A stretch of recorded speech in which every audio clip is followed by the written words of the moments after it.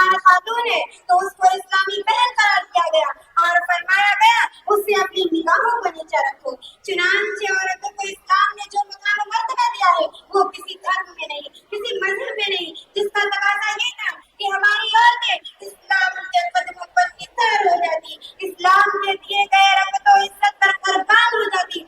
लेकिन अफसोस हमारी माएं और बहनें इस्लाम के उन अजीम एहसानात का शुक्रिया अदा करने के बजाय उसके मुखालिफ काम कर रही है।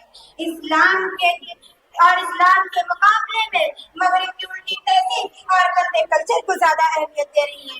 दिन ब दिन आजादी निस्वां के झूठे अलम बरदारों के चंगुल में फंसती जा रही है।